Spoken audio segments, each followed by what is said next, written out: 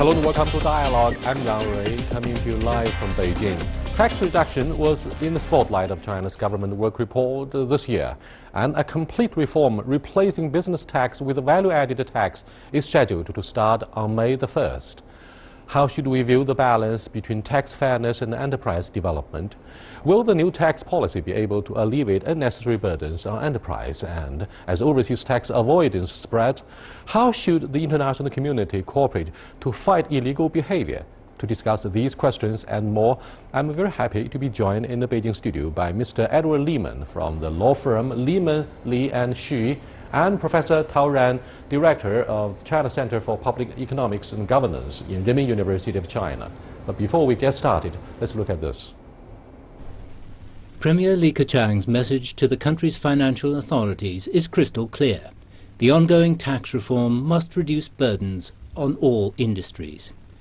1 month before the May 1st deadline of a sweeping reform that seeks to replace China's decades-long business tax with a value-added tax, Premier Li visited the State Administration of Taxation and the Ministry of Finance to make sure tax reduction measures are in place to benefit numerous enterprises. The country's business-to-tax VAT pilot program, which began 4 years ago, will expand to the remaining 4 sectors: property, construction, finance and consumer services, which involve at least 10 million companies. Together, they contribute 80% of China's total business tax revenue. In the short term, the reform may have an impact on fiscal income. The government estimates that reform can cut about 500 billion yuan of tax for corporations by the end of 2016. The reform will mostly affect local governments because business tax is a major source of income for them. But after business tax is replaced by VAT, which is collected by the central government, the question is how the tax income will be redistributed between central and local governments. In the long term, because the VAT will cover service industries, it supports the wider ambition of shifting the country's economy from production to consumption. Consumption-type VAT, which allows fixed assets to be deductible, is a more advanced VAT. Companies can benefit a lot, given that the purchase of fixed assets is a huge capital expenditure. It will also boost the process of property destocking in China. By eliminating repeated taxation, the landmark reform is intended to unify the country's taxation system, help create a fair market environment, and inject new momentum into the supply-side reform of the economy. Welcome to our discussion here, gentlemen. The Central Authority has announced that the next round of tax reform, a sweeping reform, 1 decade after the business tax. What do you make of the impact of the current, what we call business tax to VAT reform? Yeah, I think this is a major reform that we have seen since 1994, tax reform. Basically, the business tax is a tax that's levied on the sales of output of the service sector, which, I mean, in this process you cannot avoid double taxation, but value-added tax used to be only levied on manufacturing sector. Now it's expanded to the service sector, which will help to reduce the taxation level in the service sector, and the service sector growth actually is a major source of growth in China's next decade. We have been very strong in manufacturing, but Chinese service sector clearly lagged behind. So reducing the tax burden for the service sector is the way to go. And Edward, do you think this is an important measure to be rolled out by the government to actually benefit the service industry in what is called the sweeping reform of the economic structure? You know, Yang Rui, I do, because I think that this is a good sign and a good development that they're getting diversified, and that the service sector, the service industry should be promoted, and they should give benefits for people that are involved in the service sector, which has also always been a little bit involved in not so on the surface areas of business, and it's not the first priority. But now I think they're shifting the priority and making that an industry which is a more developed market, and that's better for China and all the smart people here, certainly in the service sector. Why do we call this the deepest tax structure reform ever since the reform of the tax sharing system back in 1994? What had happened in 1994? In 1994, actually, China, redesigned a tax system called tax sharing system, in which value-added tax is promoted, and 75% of the value tax goes to central government. Only 25 was left for local government. At that time, service sector was not a very big sector in China, but so business tax was all local, purely local tax. But now this time, if we want to levy value-added tax on the service sector, there's a big issue of how the central and local divide the tax revenue, because business tax is already a big share of local government's revenue. So basically, this is a redistribution of revenue between the central and local government. And do you think the local government, which is very much worried about their financing vehicles against the background of heavy local debts, do you think the local authorities will benefit enormously from the sweeping reform? Well, it looks like the local governments are going to probably benefit less, I would say, than they will lose. Yeah, they will lose out. So the central government's going to benefit more, but this could be an upside and a benefit, and I'll tell you why. Is I think that in the local governments will then have to cooperate in how they're going to divide that pie, and the central government can probably better control how spending is going to be done at local level and local governments, because the money's going to come from them, so there's accountability. So I think it's going to be positive, actually, in my view, but that's up to the government, certainly. The Ministry of Treasury will roll out a series of measures to form what we call the proactive fiscal policy. In fact, according to the government work report delivered by Premier Li Keqiang at the opening ceremony of the NPC in early March, China is aiming for a deficit to GDP ratio of 3% for this year, up from 2.3% in 2015. The increased 560 billion RMB government deficit this year will primarily cover tax reductions for enterprises following the reform. We have all learned that the enterprises at the local level complain so much about the heavy tax burden. Do you think the sweeping reform, business tax for VAT, will help enhance the competitiveness of the enterprises? And from perspective of enterprise, it will help actually, because lower their tax burden basically this year probably by 500 billion, which is a big boost, in particular for those firms in real estate sector, which now is not doing very well. That will help, absolutely. But I think it will hurt local governments because the tax revenue is significantly reduced. And there's no compensation for them, as you just mentioned, they're in heavy debt. So I think they will find a hard time. But on the other hand, if you reduce tax burden on the service sector, basically the service sector will grow faster. That may help to increase the tax base of local government. So basically, in the long run, maybe the total tax revenue will not be reduced as the tax rates, cut suggested. And do you think the vision for China's macroeconomic development has been outpaced by the rapid expansion of the financial service, and therefore, unlike in many other countries, financial service in China is subject to the current business tax for VAT reform? Yeah, I mean, that's unusual. I mean, and that differs from a lot of different places because they want to incentivize that particular sector and not have these kind of taxes all the time. Different countries have different attitudes towards that. I'm not sure that that's going to necessarily prohibit the activity that's happening here. And it goes into other areas as well, which is people want to be here in China, and people want to have access to this market in China. And even if there is taxation, I don't think it's going to prohibit them from entering into this market and continuing to operate in the financial markets and financial service sectors at all. I don't see that being a prohibition. I think when the tax gets to a certain level, that might turn around, but not this introduction. I don't know. What do you think, Professor? What do you think of the relationship between this current tax reform and the prosperity of e-commerce? Because we have the very prosperous online payment and online financing forming a very tough competition against the traditional banking industry. And therefore, this reform aims to level the playing field between the traditional banking industry and the online financial service. I think recently the policies that will levy tax on online, retail business. I think that's potentially a good thing because if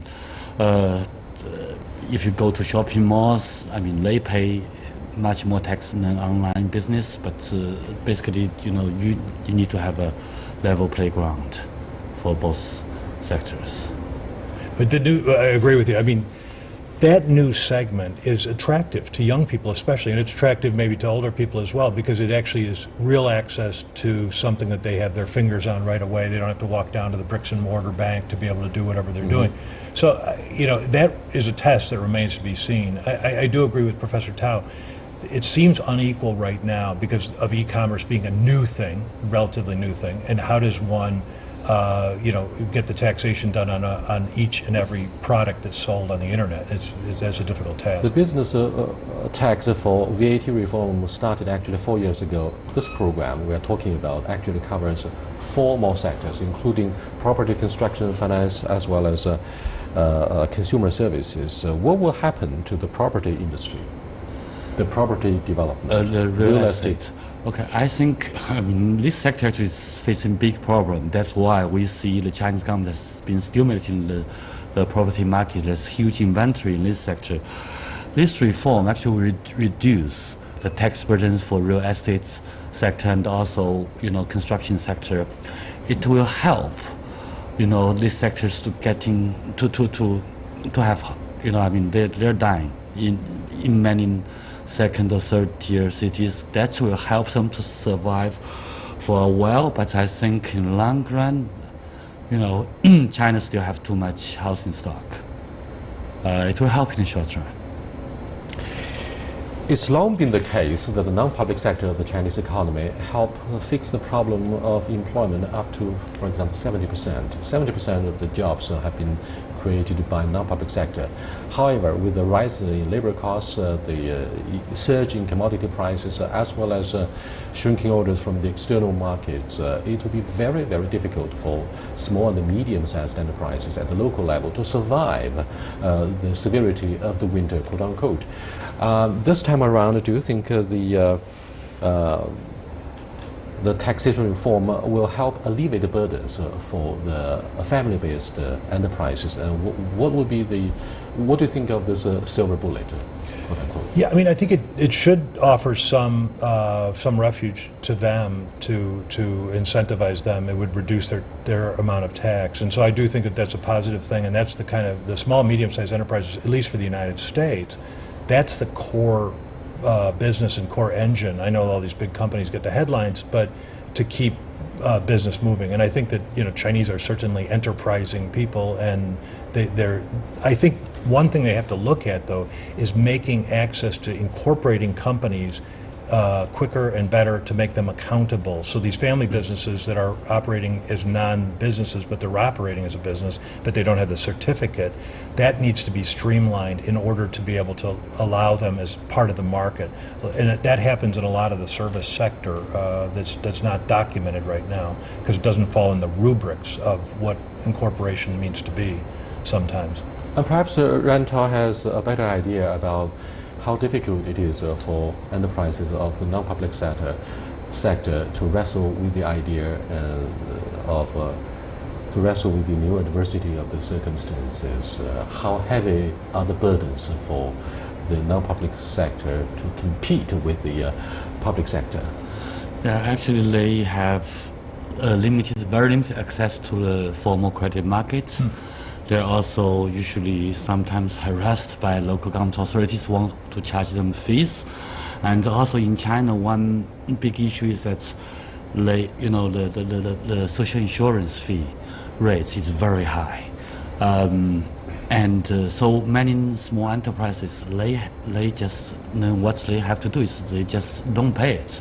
So that's actually reduce their costs, but also reduce the protection for their employees. But the local governments may still go to them, anytime, asking them to submit their overdue fees. So basically, they have a lot of trouble, particularly in some local governments when they're in serious deficits, they have all the incentive to go to different small private enterprises to charge different fees. Well, usually they don't go to the state-owned enterprise to do this. All right, thank you very much. You are watching Dialogue with Professor Ran Tao from Renmin University of China and Mr. Edward Lehman. We are discussing the tax reform that will start on May the 1st, the most sweeping tax reform since 1994. We'll be back in a short while. Stay with us, please.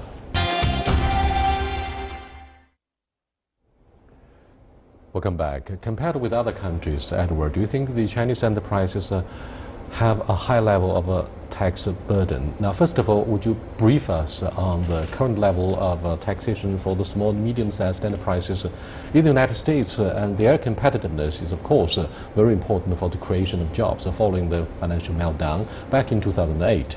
Right. I mean, the taxation that a corporation undergoes within the United States is largely inconsistent. I mean, depending on where you're operating. So some places there's no taxation in the state of Nevada, for example, and then there's other places that have city taxes and they have state taxes on top of it. So it could be, like in the state of New York and Manhattan, if you're operating, could be as high as 50% or more when you consider all add in. This is not just the federal taxation, but this is all going in. And so, but it's still considered to be competitive oftentimes for people to be there because they're involved in things like hedge funds or financial markets, like we talked about earlier, in Manhattan. Doing manufacturing in different places would be structured in a different way. If you're an agricultural business, it's also structured a different way. So there's not a total consistency, but you can talk about 16% or thereabouts, or depending on the state exactly. That would be the burden that would normally be happening, but it could go up to, like I said, 50% when you put it all in there. 33% is not uncommon either. So there's still an incentive and there's still profitability to be able to function in those markets because the United States is a huge consumer, and it's the biggest consumer market as of today in the world, and so people want to operate there, certainly. Financial reform is considered one of the 6 priorities on the agenda of President Obama when he took office for the first term. Now, looking back, why are overseas financial services exempt from taxation? Because we were talking about this in the early half of our program. Why did we have this? Why do we have this sharp contrast between the American financial service and that in China? Right. So overseas financial, typically, again, there's an incentive to have folks.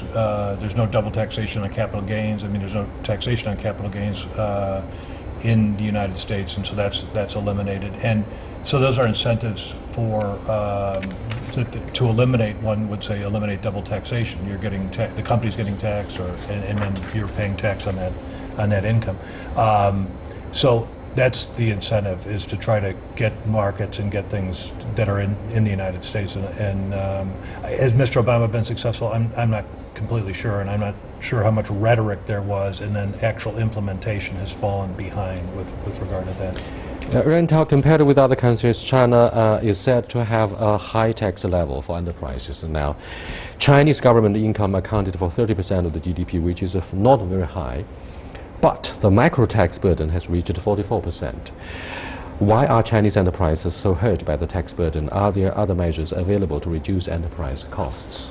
The Chinese actual tax is not very, light. It's pretty heavy, but at the same time, I mean, at least for manufacturing sectors, for example, they can be subsidized by the government.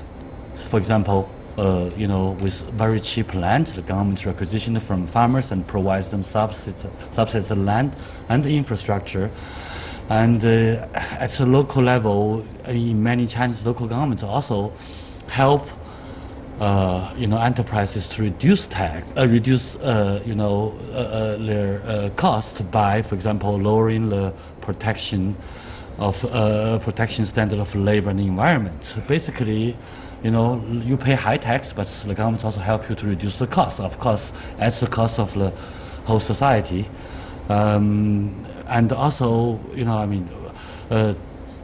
we're seeing Chinese government levying a relatively high tax as compared to the service that they provided to the people. So basically, you don't tax as much as in the United States, but you don't also provide, comparable service. Fighting tax evasion has become a common task for both China and the international tax community to prevent companies from eroding the tax base in the resident country. There are at least a dozen countries people call tax havens. You know what I mean? Yeah, sure. Why do we have such havens? Why do we have this kind of legitimate tax evasion? Or some people prefer to term this sort of behavior tax avoidance. Sure. Okay, so big difference between tax evasion and tax avoidance. Tax evasion, illegal. And one justice from the Supreme Court likened it to this. If you go across an area where there's a toll booth and they require you to pay a fee and you don't pay that fee, that's tax evasion. If you go out of the way 10 miles, 10 kilometers to be able to go to a place where you can pass without using the toll booth, that's tax avoidance. So you don't pay that fee. So I believe that these are largely misunderstood by the general public. It's red meat for the general public that doesn't understand the intricacies of why these are set up. And the establishment of these offshore corporations aren't necessarily tax avoidance. That is one benefit, but it doesn't mean that no one pays any taxes and that they're all hiding things. The stuff that catches the headlines is that it's a tax-free jurisdiction. So, to give you an example, when someone does foreign direct investment, for example, from America, the first thing they would do is probably open up a Hong Kong tax-free special purpose vehicle.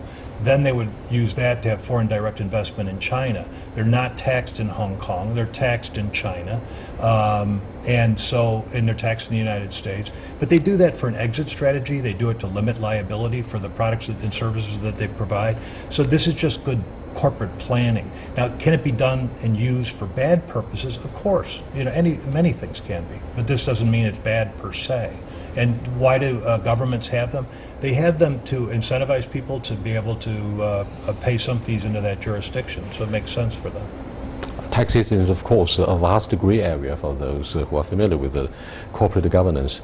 Now, it seems people have developed a strong mixed feeling about the role and the job of lawyers. On the one hand, they assist enterprises